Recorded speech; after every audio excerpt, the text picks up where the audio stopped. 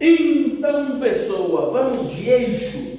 Nesse momento, nós precisamos lançar mão de uma das estratégias talvez mais rápidas para o desenvolvimento de repertório dentro da sua redação, que nada mais é do que levantar uma macro área de conhecimento que te dê bagagem para escrever sobre qualquer tema específico. Assim, você tem repertório legitimável, forte e teses de fácil uso para seja lá qual for o recorte de tema que apareça para você. Afinal de contas, é mais fácil desenvolver uma argumentação abrangente assim do que a argumentação específica para cada um dos milhões de problemas com os quais nós convivemos todos os dias, não é? Então, trate de fazer o seu bom caderninho de eixos temáticos com pelo menos umas 2 ou 3 teses que caibam para qualquer recorte específico dentro deles. Combinado? Hoje nós precisamos trazer com um pouco mais de cuidado o eixo meio ambiente, que anda um pouco ausente das grandes provas do país, como é o caso do Enem, e justamente por causa dessa ausência é que o eixo se torna ainda mais relevante, ou seja, ele pode ser o próximo a aparecer nas provas deste ano. Você precisa ter uma argumentação boa e teses consistentes para discutir, seja lá qual for o recorte que te derem, certo? Inclusive, na realidade do Enem, o eixo meio ambiente já apareceu umas 2 ou 3 vezes, se não mais, se minha memória estiver falhando, entre as provas oficiais, segunda aplicação e PPL. Então você precisa sim ter uma boa argumentação para discutir, seja lá qual for a demanda que você precise na prova, sei lá, de poluição sonora até plástico que seja. Vamos lá? No que diz respeito ao eixo meio ambiente, eu creio que uma das teses mais versáteis é a que diz respeito à sociedade global de risco, ou aos fatores principais que nos colocaram nessa enrascada de uma crise múltipla, conjuntural e praticamente insolúvel em que todos nós estamos. Afinal de contas, a realidade do planeta não é nada favorável e estamos nós dentro de um abismo já há muito tempo. Então desconfio que a nossa situação em termos ambientais nem seja a de ficar no fio do abismo. Nós já caímos, estamos em queda livre. E entender a situação de risco em que nós estamos é fundamental para o desenvolvimento de qualquer tema que diga respeito ao meio ambiente. Na verdade, essa aqui é uma tese múltipla, da qual você pode desdobrar inúmeras áreas para discutir. Segundo Rick Beck, nós estamos num contexto de risco em função de 3 ou 4 razõezinhas. O ideal na sua redação é que você escolha um desses fatores para justificar o nosso contexto de risco, de extremo impacto ambiental e provavelmente de uma situação trágica, apocalíptica para os próximos anos, né? A primeira grande razão para nós sermos uma sociedade de risco dentro do contexto ambiental é o fato de nós já termos causado danos irreparáveis ao espaço natural. E bastam aí umas 3 ou 4 aulas de biologia ou de geopolítica para você entender bem sobre que tipo de dano é esse, né? Afinal de contas, nós já destruímos, pelo menos em termos brasileiros, boa parte dos biomas que compunham o nosso sistema natural. A gente já sabe que a maioria já não está completo. A nossa água potável já não consegue abastecer mais um século de vida nesse planeta. Nós sabemos que o impacto climático já devastou boa parte da vida que existe por aqui, tanto de flora quanto de fauna. Então, já existem, vamos dizer assim, arrastões em termos de espaço natural que tornam boa parte dos problemas ainda mais graves. Porque mesmo que haja boa vontade, recursos, enfim, políticas públicas, seja lá o que for, determinados danos não podem ser recuperados. A quantidade de plástico jogada nos oceanos não pode ser recolhida a essa altura do campeonato. Espécies já extintas não podem ser ressuscitadas assim como a nossa saúde e os riscos da nossa sobrevivência já não podem ser evitados. Então, nós somos sim uma sociedade de risco em termos de sobrevivência, permanência, perpetuação, seja lá o termo que você quiser usar, porque os danos que nós causamos ao espaço natural já não podem mais ser consertados. Não dá para pôr um band-aid, não dá para consertar. Plantar meia dúzia de árvores na beira do rio não significa mais absolutamente nada, considerando o nível de colapso que nós já provocamos. Além desses danos irreparáveis, quase sempre ignorados diante dessa hipocrisia chamada economia sustentável, há ainda a falta de medidas precaucionárias, principalmente de medidas precaucionárias pós-crises, pós-colapsos, pós-tragédias. Ou seja, nós não desenvolvemos com muita frequência medidas que possam evitar novas tragédias. Você já percebeu isso? Basicamente, em termos de quase todos os níveis de tragédia, não só ambientais, mas sociais também, a tragédia comove, a tragédia mobiliza a população, a tragédia gera debate, gera indignação, mas não gera medidas de precaução para evitar que outras novas tragédias ocorram.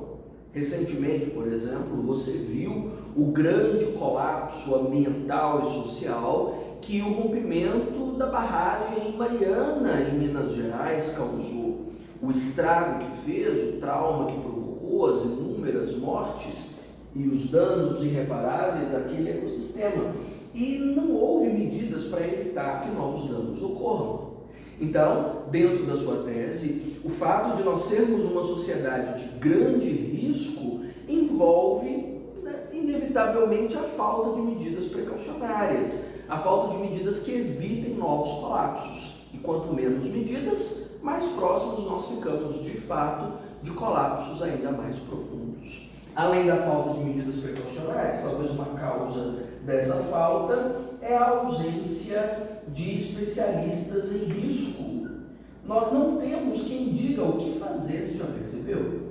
O que de fato deve ser feito diante desse colapso iminente, diante da fronteira do apocalipse que está se abrindo sob os nossos pés, diante da quantidade de danos que nós causamos e que não podem ser reparados. Nós não temos especialistas. Nós temos palpiteiros, né? Tem muita gente com muita opinião e pouco conhecimento a respeito do que de fato fazer, de como unir as instituições, por exemplo, em torno desse problema. Essa união, inclusive, é o que o Rick Beck chama de cosmopolitismo.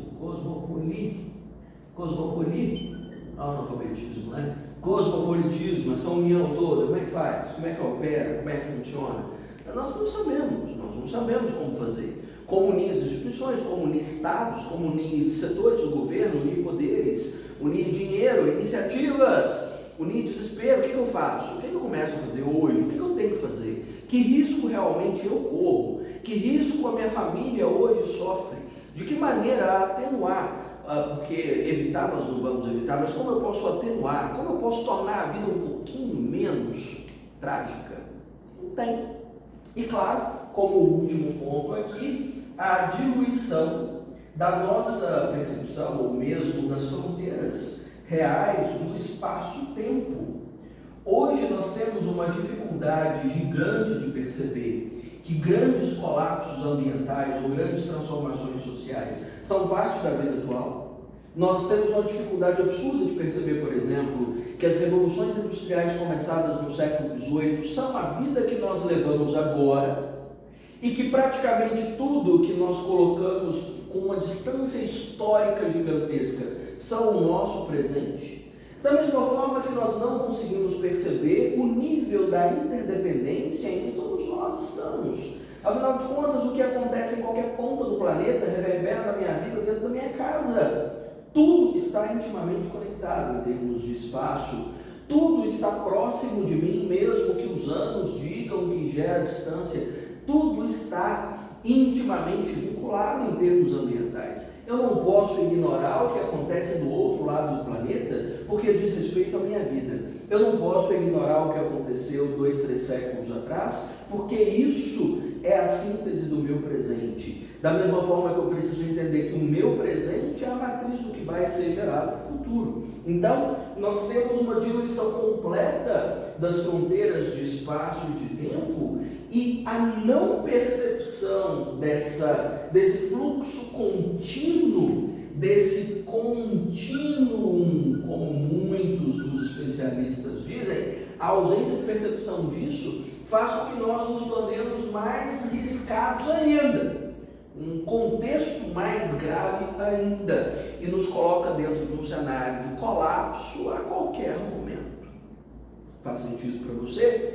Então, dentro de uma construção de redação, você pode usar qualquer um desses fatores como tese, o Rick Beck como repertório e o exemplo dentro do recorte específico do seu tema. Ou seja, é um mega coringa, super prático de usar e maravilhoso dentro das suas redações. Bom, aproveitando essa última questão que eu tinha puxado aqui, desse contínuo, dessa diluição do espaço-tempo, eu creio que a ausência de nexo de causalidade seja uma matriz de tese para a sua redação, ou pelo menos para a discussão sobre meio ambiente, simples e extraordinária. Sabe por quê? Porque nós de fato não temos a noção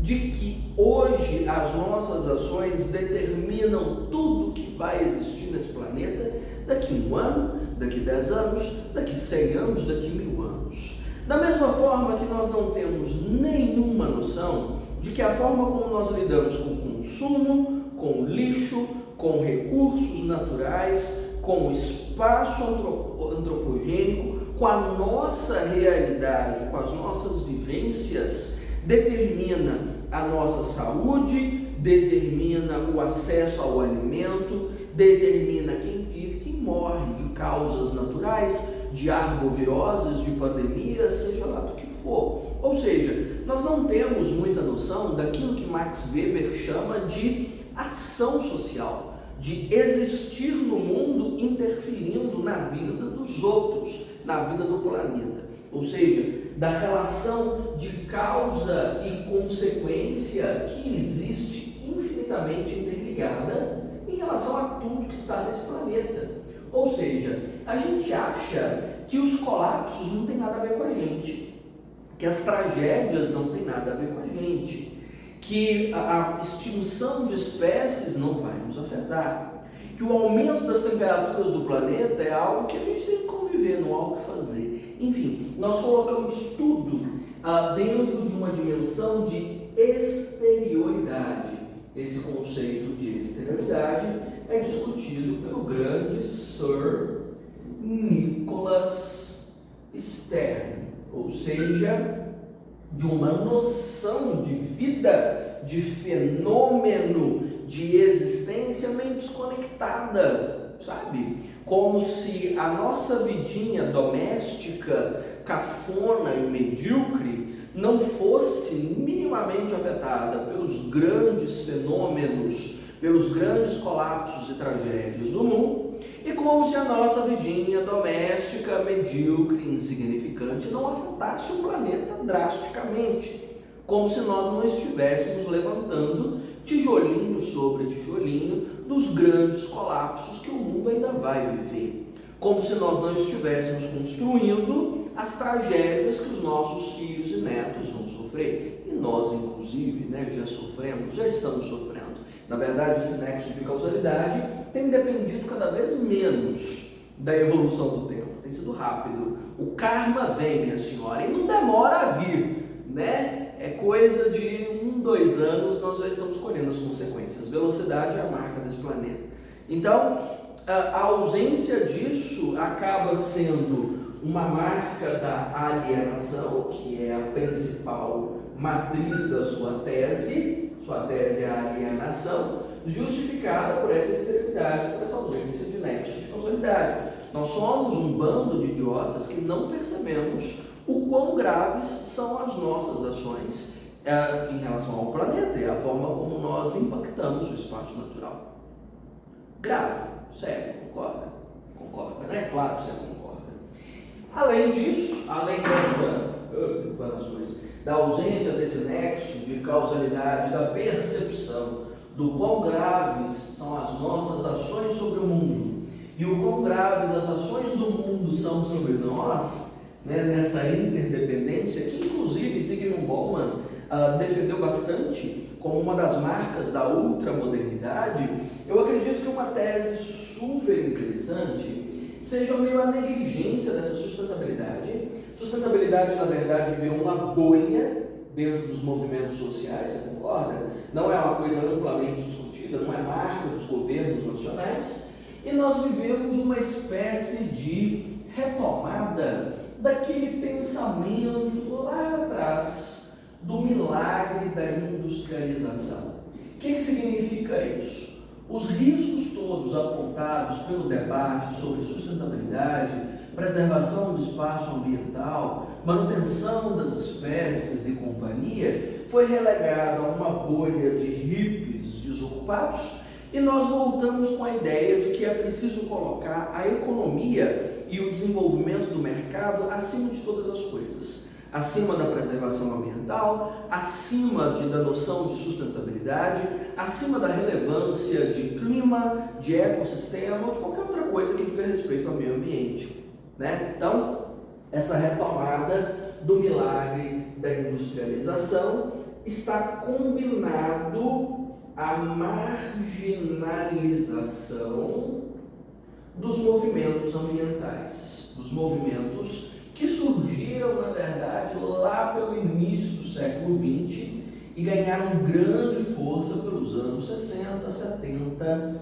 né, com os grandes debates ambientais. E olha que esses movimentos ambientais geraram grandes encontros, grandes conferências entre, sei lá, o Protocolo de Kyoto, Eco 92, enfim, houve muita discussão. Esses movimentos ambientais já estiveram no mainstream, já estiveram no centro da roda.